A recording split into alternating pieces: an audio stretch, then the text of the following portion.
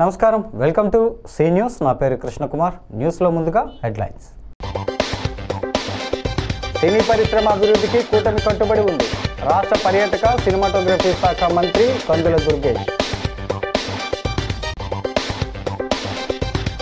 October 2 నాటికి చెత్త కనిపించకుండా చర్యలు తీసుకుంటాం. Rajamahendravaram city MLA Adireddy Srinivas.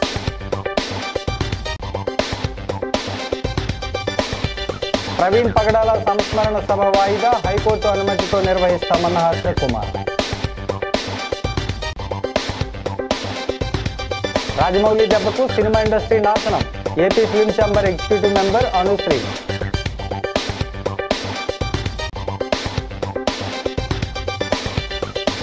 జల్సాలకు బాన్సై చైన్ స్నాచింగ్, 13 లక్షల బంగారు ఆభరణాలు స్వాధీనం. ఇక డీటెయిల్స్ చూస్తే, చిత్ర పరిశ్రమకు ఎగ్జిబిటర్లకు, డిస్ట్రిబ్యూటర్లకు, ప్రొడ్యూసర్లకు ఉపయోగపడే విధంగా నిర్ణయాలు తీసుకునేందుకే హోంశాఖ ముఖ్య కార్యదర్శి నేతృత్వంలో విచారణ చేపడుతున్నామని మంత్రి కందుల దుర్గేష్ స్పష్టం చేశారు. ఎవరికీ నష్టం జరగకుండా అన్ని చర్యలు చేపట్టాలనేదే కూటమి ధ్యేయమన్నారు. శనివారం రాజమహేంద్రవరం రూరల్ హుకుంపేటలో ఉన్న తన క్యాంపు కార్యాలయంలో నిర్వహించిన మీడియా సమావేశంలో మంత్రి దుర్గేష్ మాట్లాడారు. ఈ సందర్భంగా సినీ పరిశ్రమకు కూటమి ప్రభుత్వం అందిస్తున్న సహకారాన్ని వివరించారు. సినీ పరిశ్రమకు పూర్తి సహకారం అందించే ఉద్దేశంతో కూటమి ప్రభుత్వం పనిచేస్తుందని తెలిపారు. జూన్ 1వ తేదీ నుంచి సినిమా థియేటర్ల బంద్ చేయబోతున్నారన్న విషయం కొద్ది రోజులుగా ప్రచారంలోకి వచ్చిందని, ఈ క్రమంలో ఎందుకు ఈ వాతావరణం తెరపైకి వచ్చిందని, దీనికి ప్రోద్బలం అందిస్తున్న వ్యక్తులెవరూ, జరుగుతున్నదేమిటి తదితర అంశాలన్నింటిపైన విచారణ జరిగితే చిత్ర పరిశ్రమకు ఉపయోగపడే విధానాలను అవలంబించేందుకు వీలుగా ఉంటుందన్న ఉద్దేశంతో ముందుకు వెళ్తున్నామని అన్నారు.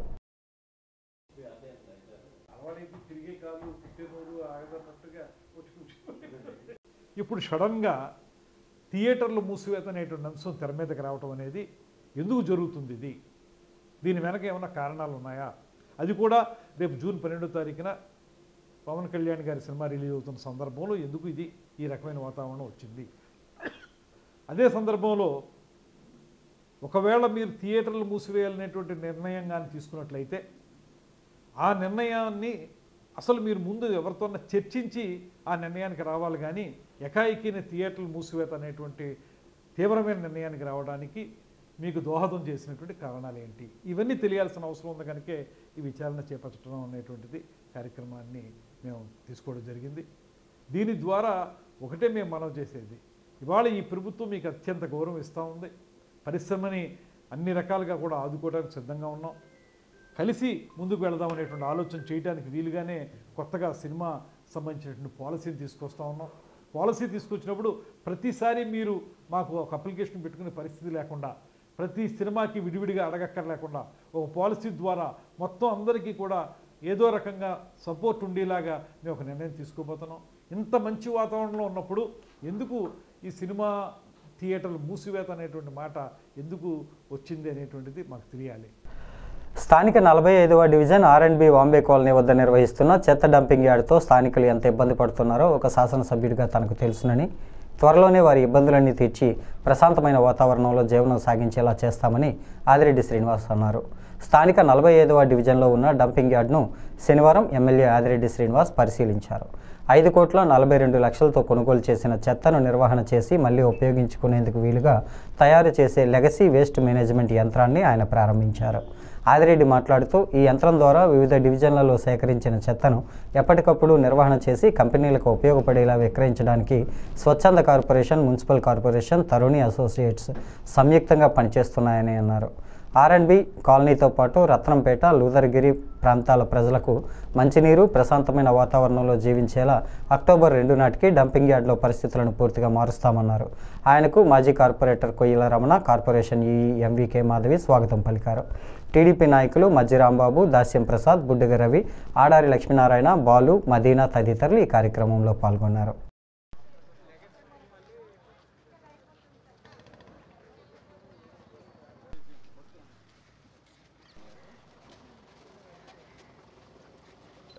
అంటే ఆల్రెడీ TBM పెట్టుకుని ఉన్నారు సార్. దాన్ని బట్టి క్వాంటిటీ టెంపరీ బెంచ్ మార్చుకోలేదు సార్. ఇది మొత్తం ప్రాజెక్ట్ కాస్ట్ వచ్చి మనకి 5.45 crores అవుతుంది సార్. అందులో మంది 3.4 crores ఉంటుంది సార్. మనిషి విండోస్ ఫామ్ చేసుకొని ఈ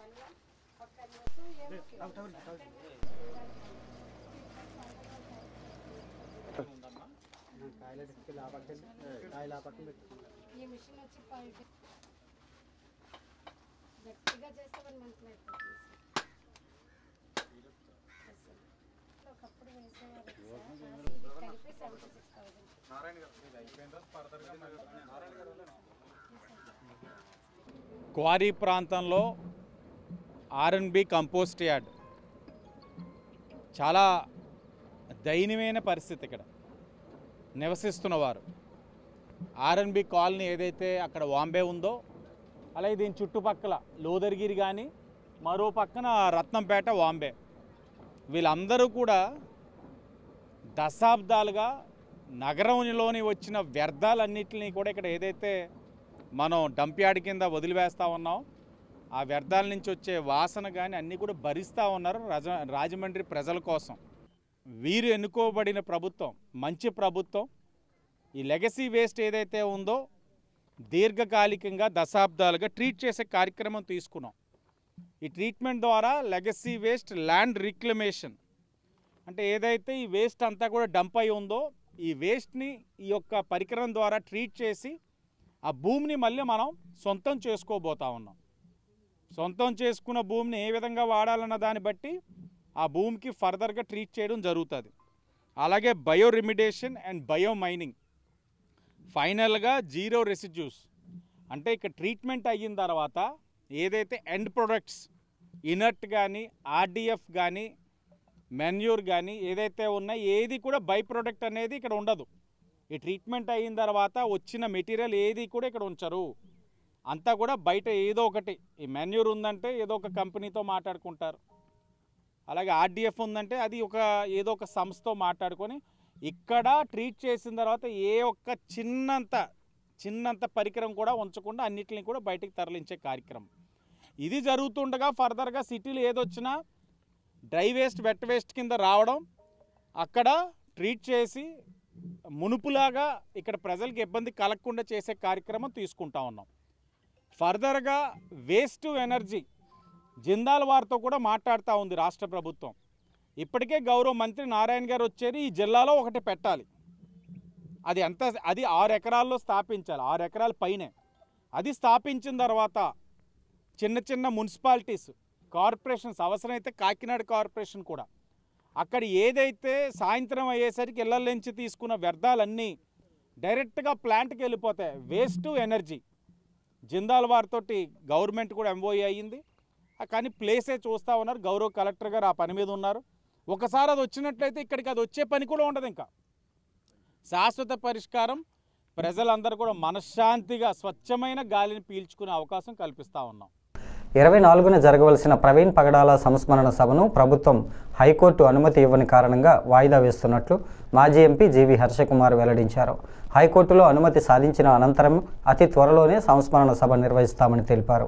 ఆయన నివాసంలో జరిగిన మీడియా సమావేశంలో మాట్లాడుతూ సభ జరిగే ప్రదేశంపై మేము ఫోర్జరీ డాక్యుమెంట్ ఇచ్చినట్లు పోలీసులు కోర్టుకు తప్పుడు సమాచారం ఇచ్చారని అన్నారు. పోలీసుల తీరు అటు ఇటు కాని విధంగా ఉందని పేర్కొన్నారు. మా ప్రత్యర్థి ప్రభుత్వం, పోలీసులు కాదన్నారు. ప్రభుత్వ పనితీరు మానవ హక్కులను హరిస్తోందంటూ విమర్శించారు.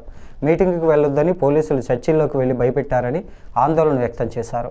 ప్రవీణ్ పగడాలది హత్య అని నమ్మి అనేక మంది సభకు రావడానికి సిద్ధంగా ఉన్నారని అన్నారు. పోలీస్ డిపార్ట్మెంట్ ఆటలో అరటిపండులా మారారని ఎద్దేవా చేశారు. ప్రభుత్వానికి ప్రవీణ్ పగడాల హత్యగా నమ్ముతున్న వారి మధ్య జరుగుతున్న ఫైట్ ఇది అని అన్నారు.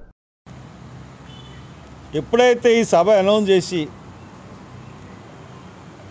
ఒక 10 రోజుల ముందు నుంచి, అంటే ఈ రోజు నుంచి 13వ తారీఖు 14వ తారీఖు నుంచి పోలీస్ హెరాస్మెంట్ అన్నది స్టార్ట్ అయిపోయింది. అంటే ప్రభుత్వం యొక్క పనితీరు ఎలాగుందంటే మానవ హక్కుల్ని, అంటే హ్యూమన్ రైట్స్ని, అలాగే ఇండివిజువల్ రైట్స్ని మొత్తం అన్నీ హరించే విధంగా అసలు పోలీస్ డిపార్ట్మెంట్కి చర్చిల్లోకి వెళ్ళి మీటింగ్ పెట్టి ఆ మీటింగ్కి వెళ్ళడానికి వీల్లేదు, ఆ మీటింగ్ పర్మిషను ఇవ్వలేదు అనే చెప్పే నైతిక హక్కు ఎవరిచ్చారు? ప్రముఖ దర్శక నిర్మాత రాజమౌళి సినిమా ఇండస్ట్రీని అంతర్జాతీయ స్థాయికి తీసుకెళ్లాలనే తపనతో పాన్ ఇండియా సినిమాల పేరుతో ఏళ్ల తరబడి లాక్ చేయడంతో డిస్ట్రిబ్యూటర్లు, ఎగ్జిబిటర్లు తీవ్రంగా నష్టపోతున్నారని డిస్ట్రిబ్యూటర్ ఏపీ ఫిలిం ఛాంబర్ కార్యవర్గ సభ్యుడు అనుశ్రీ సత్యనారాయణ ఆందోళన వ్యక్తం చేశారు. స్థానిక సాయికృష్ణ థియేటర్లో శనివారం జరిగిన మీడియా సమావేశంలో ఆయన మాట్లాడుతూ ఏపీలో థియేటర్స్ బంద్ ఎట్టి పరిస్థితుల్లో ఉండదని స్పష్టం చేశారు. నవంబర్లో మీటింగ్ పెట్టి జనవరి నుంచి థియేటర్స్ పరిస్థితి బాగలేదని, పర్సెంటేజ్ ఇస్తే బాగుంటుంది అనుకున్నామని, పర్సెంటేజ్ విషయంపై ఒక నిర్ణయం తీసుకున్నామని వివరించారు. హరిహర వీరమల్లు సినిమా మే 9న రిలీజ్ అవుతోందని ముందు చెప్పడంతో జూన్కి వాయిదా వేశామని, థియేటర్లు బంద్ చేద్దామని అనుకోలేదని తెలిపారు. రాజమౌళి లాంటి డైరెక్టర్లు ఒక హీరోని 3 సంవత్సరాలు లాక్ చేయటం, మరో 2 హీరోలను రామ్ చరణ్, ఎన్టీఆర్లను కూడా RRR అనే సినిమాతో కొన్ని సంవత్సరాలు లాక్ చేశారని ఆందోళన వ్యక్తం చేశారు. సినిమా ఎగ్జిబిటర్లు, డిస్ట్రిబ్యూటర్లు తీవ్రంగా నష్టపోయి ఉన్నారని అన్నారు. ఏంటి 100% ఎందుకంటే మాకు సినిమా వ్యాపారానికి సంబంధించి సినిమా ఇండస్ట్రీకి బాగా దగ్గరగా వ్యక్తి డిప్యూటీ సీఎం. మా కష్టాలు తీర్చేది ఆయనే. అటువంటిది ఆయన సినిమాను ఆఫ్ చేస్తా అంత ధైర్యం ఎవరికీ లేదు. దానికి మేము ఫుల్ వ్యతిరేకం కూడా.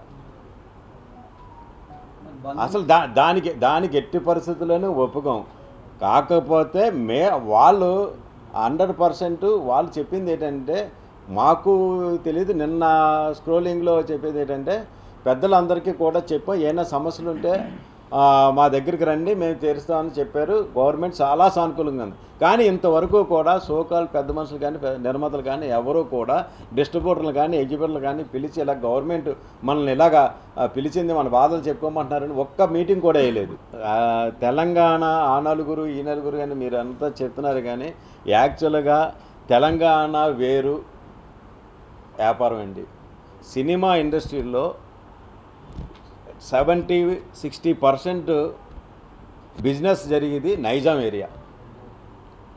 అయితే ఆ నైజాం ఏరియాలో సోకాలు కొంతమంది పెద్ద మనుషులు థియేటర్లు తీసుకుని ఒక విధంగా కాంపిటీషన్లు చేసుకున్నారు. ఈ మధ్యకాలంలో మైత్రి మూవీస్ అని వేరే సపరేట్గా వాళ్ళు పెట్టుకున్నారు. వాళ్ళు సపరేట్గా పెట్టుకుంటే వాళ్ళకే యాంటీగా అప్పటి వరకు దిల్ రాజు గారు, ఏసియన్ సునీల్, సురేష్ బాబు వ్యతిరేకంగా ఉండేవారు, కాంపిటీషన్గా ఉండేవారు. ఇప్పుడు దిల్ రాజు గారు, ఏసియన్ సునీల్, సురేష్ బాబు గారు ముగ్గురు ఏకమయ్యి థియేటర్లు అన్నీ ఒకటిగా చేసుకుని ఈ విధమైన శ్లోగం వస్తుందని, నైజాం ఇలాగ ఇంత దారుణంగా జరుగుతుందని ప్రొడ్యూసర్లు మాతో చెప్తున్నారు. మీ ఈస్ట్ గోదావరి సమస్యని మేమేం పెద్ద పట్టించుకోమండి, ఎంత తేడా వస్తుందండి, మీకు పర్సంటేజ్ అది అయితే ఒక 10 లక్షలు వస్తుంది, పెద్ద సినిమా అయితే ఒక 50 లక్షలు వస్తుంది. అదే నైజాంలో వచ్చేటప్పటికి 50 కోట్లు తేడా వచ్చేద్దండి. జల్సాలు, జూదాలకు అలవాటు పడి రాజమహేంద్రవరం, జంగారెడ్డిగూడెం పరిసర ప్రాంతాల్లో చైన్ స్నాచింగ్కు పాల్పడుతున్న పాత నేరస్తుల్ని 3వ పట్టణ పోలీసులు అరెస్టు చేశారు. నిందితుడి నుంచి 13 లక్షల విలువైన బంగారు ఆభరణాలను స్వాధీనం చేసుకున్నారు. Central zone DSP K Ramesh Babu శుక్రవారం సాయంత్రం జరిగిన విలేకరుల సమావేశంలో ఈ వివరాలను వెల్లడించారు. ఇటీవల కాతేరు వద్ద వాహనాలు తనిఖీ చేస్తుండగా ఓ యువకుడు వెనక్కి పారిపోతుండటం గమనించి పట్టుకొని విచారించారు. యువకుడు నిడదవోలు మండలం తాడిమల్లకు చెందిన దేశాల ప్రవీణ్గా గుర్తించారు. రాజమహేంద్రవరం, జంగారెడ్డిగూడెం, కొయ్యలగూడెం ప్రాంతాల్లో 12 గొలుసు చోరీలకు పాల్పడినట్టు తమ విచారణలో తేలిందన్నారు. గతంలో చోరీ చేసిన బంగారం విక్రయిద్దామని నగరానికి వస్తుండగా చిక్కాడని అన్నారు.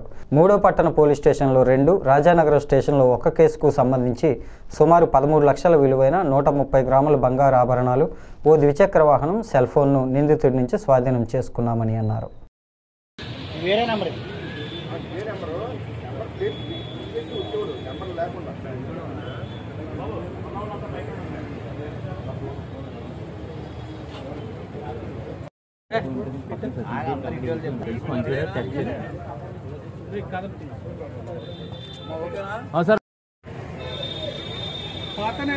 కొట్లాట కేసులు, అమ్మాయిలను గొడవ చేస్తాయి.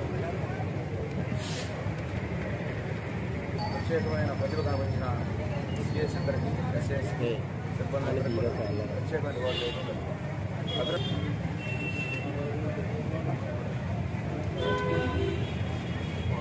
సార్ ఏదైనా సూచన చెప్తారు చెప్పండి. తప్పకపోతే పోలీసు వారికి సహకరించాలి.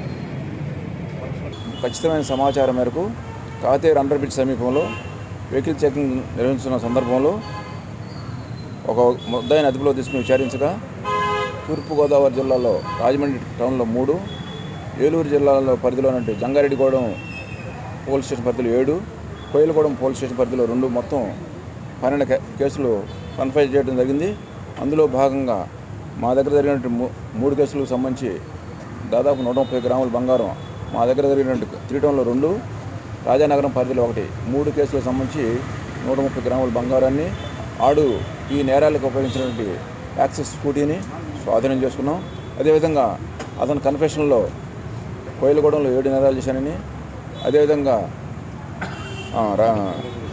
జంగారెడ్డిగూడెంలో 7 నేరాలు, కోయిలగూడెం 2 నేరాలకు సంబంధించిన గోల్డ్ కూడా ముత్తూట్ ఫైనాన్స్లో ఉన్నట్టు మాకు చెప్పారు. ఈరోజు ఈ ముద్దాయిని అరెస్ట్ చేసి అతని దగ్గర 130 గ్రాముల బంగారం, సుమారు 13 లక్షల రూపాయలు విలువ గల బంగారం స్వాధీనం చేసుకొని ఉన్నాం. మిగతా కేసులకు సంబంధించి బంగారం ఇతన్ని రిమాండ్ చేసిన తర్వాత పీటీ వారెంట్ మీద వాళ్ళు తీసుకొని పోలీసు అతను దగ్గర నుంచి జంగారెడ్డిగూడెం సంబంధించి 9 కేసులు 7 కేసుల ప్రాపర్టీని, కోయిలగూడెం సంబంధించిన 2 కేసుల ప్రాపర్టీని కూడా వాళ్ళు స్వాధీనం చేసుకోవడం జరుగుతుంది. అరెస్ట్ కాబడిన ముద్దాయి వివరాలు: ఇతని పేరు దేశాల ప్రవీణ్, తండ్రి వెంకటేశ్వరరావు, 29 ఇయర్స్. గోదావరి తీరంలో సుందరీకరణ, ప్రముఖుల విగ్రహాల తొలగింపు, పునఃనిర్మాణంపై కౌన్సిల్ లేనందున అఖిలపక్షం ఏర్పాటు చేయాలని రాజమహేంద్రి వారసత్వ పరిరక్షణ సమితి తీర్మానించింది. స్థానిక ఆనం కళాకేంద్రంలో సమితి సభ్యులు, విగ్రహ నిర్మాణకర్తలు సమావేశాన్ని నిర్వహించారు. ముఖ్య అతిథిగా హాజరైన నగర ప్రముఖుడు అశోక్ కుమార్ జైన్ మాట్లాడుతూ గోదావరి గట్టును అభివృద్ధి చేయాల్సిన అవసరం ఎంతైనా ఉందన్నారు. రానున్న పుష్కరాల సందర్భంగా అపకర్మలు, పుణ్యస్నానాలకు అనుకూలంగా ఉండేలా చర్యలు తీసుకోవాలని అన్నారు. డీసీసీ అధ్యక్షుడు టీకే విశ్వేశ్వరరెడ్డి, జిల్లా గ్రంథాలయ సంస్థ మాజీ అధ్యక్షుడు అల్లు బాబీ మాట్లాడుతూ విగ్రహాల తొలగింపుపై ఆలోచించాలని, నిర్మాణ కార్యక్రమాలకు ఎవరు బాధ్యత వహిస్తారో స్పష్టంగా చెప్పాలన్నారు. ఘంటసాల విగ్రహ నిర్మాణకర్త రాయుడు చంద్రకుమార్, కాసుబోయిన సాగర్, మాదేటి రవిప్రకాష్, దూర్వాసుల సత్యనారాయణ, కె శ్రీనివాస కుమార్, ఆంధ్రకేసరి యువజన సమితి కన్వీనర్ మాదిరాజు శ్రీనివాసు, దేశిరెడ్డి బలరాం నాయుడు, ఎస్వీబీ రెడ్డి, పూడి శ్రీనివాస్ తదితరులు ఈ కార్యక్రమంలో పాల్గొన్నారు.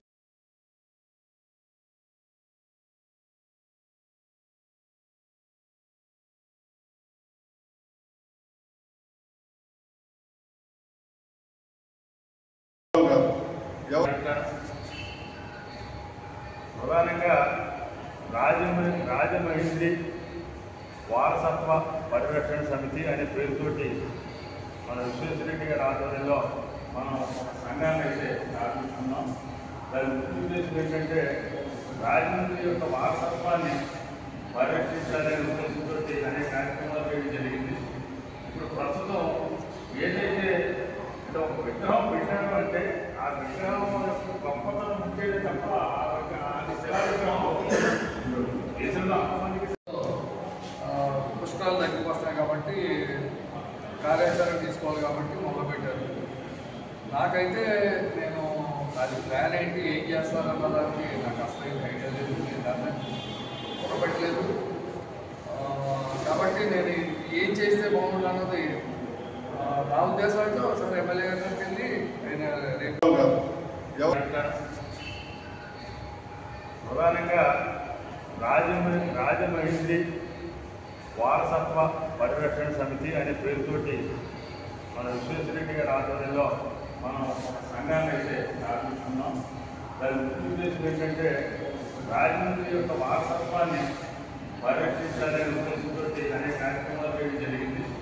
ఇప్పుడు ప్రస్తుతం ఏదైతే ఒక విగ్రహం పెట్టాడు అంటే ఆ విగ్రహం యొక్క గొప్పతనం ఉండేది తప్ప అది శిలా విగ్రహం దేశంలో పుష్కరాలు దగ్గరికి వస్తాయి కాబట్టి కార్యాచరణ తీసుకోవాలి కాబట్టి మొదలుపెట్టారు. నాకైతే నేను అది ప్లాన్ ఏంటి, ఏం చేస్తారన్న దానికి నాకు అసలు ఐడియా లేదు, నేను దాన్ని మొదలుపెట్టలేదు. కాబట్టి నేను ఏం చేస్తే బాగుంటుంది అన్నది నా ఉద్దేశం అయితే ఒకసారి ఎమ్మెల్యే గారికి వెళ్ళి అమెరికా పర్యటన ముగించుకున్న Rajamahendravaram rural MLA TDP politburo సభ్యుడు గోరంట్ల బుచ్చయ్య చౌదరి తిరిగి స్వదేశానికి చేరుకున్నారు. మధురపూడి ఎయిర్పోర్టుకు చేరుకున్న ఆయనను తెలుగుదేశం పార్టీ నాయకులు, కార్యకర్తలు భారీగా తరలివచ్చి స్వాగతం పలికారు.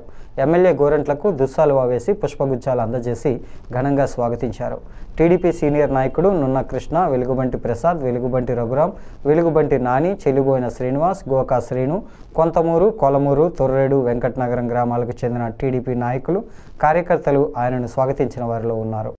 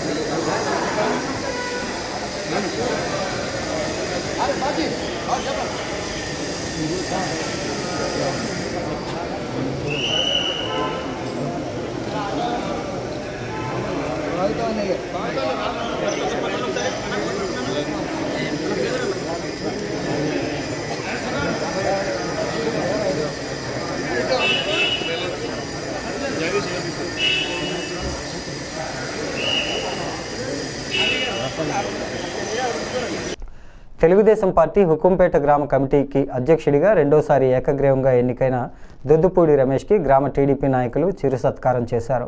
టీడీపీ సీనియర్ నాయకులు, కార్యకర్తలు ఆయనకు దుస్సాలువా, పుష్పగుచ్చంతో అభినందించారు. ఆయనకు రెండోసారి అవకాశం కల్పించిన రూరల్ ఎమ్మెల్యే గోరంట్ల బుచ్చయ్య చౌదరికి టీడీపీ నాయకులు కృతజ్ఞతలు తెలిపారు. కార్యక్రమంలో యలమాటి రామకృష్ణ, మండా హిమబిందు, యార్లగడ్డ వెంకన్న, శ్రీహరి, గోపాలకృష్ణ, కోటిపల్లి చంద్రశేఖర్, దుర్గాప్రసాద్, రాము, సత్యబాబు తదితరులు పాల్గొన్నారు.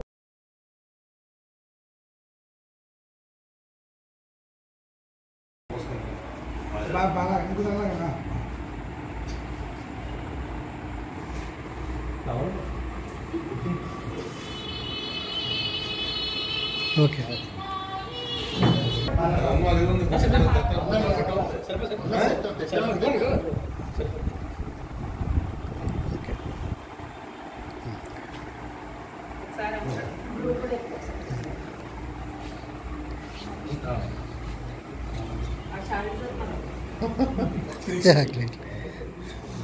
ఓకే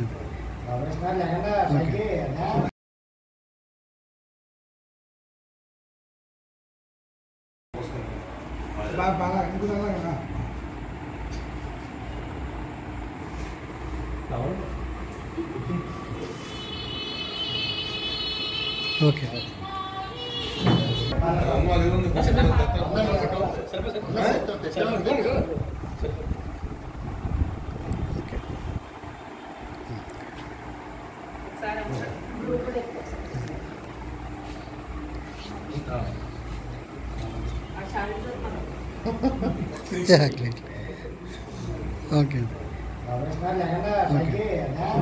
వార్తలు ముగించే ముందు ముఖ్యాంశాలు మరోసారి. సినీ పరిశ్రమ అభివృద్ధికి కూటమి కట్టుబడి ఉంది. రాష్ట్ర పర్యాటక సినిమాటోగ్రఫీ శాఖ మంత్రి కందుల దుర్గేష్. అక్టోబర్ 2 నాటికి చెత్త కనిపించకుండా చర్యలు తీసుకుంటాం. Rajamahendravaram city MLA Adireddy Srinivas.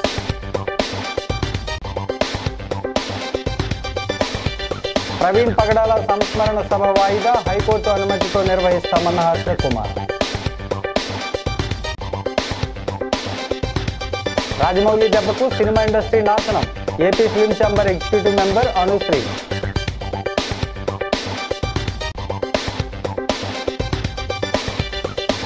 జల్సాలకు బాన్సై చైన్ స్నాచింగ్, 13 లక్షల బంగారు ఆభరణాలు స్వాధీనం. ఈ వార్తలు ఇంతటితో సమాప్తం. నమస్కారం.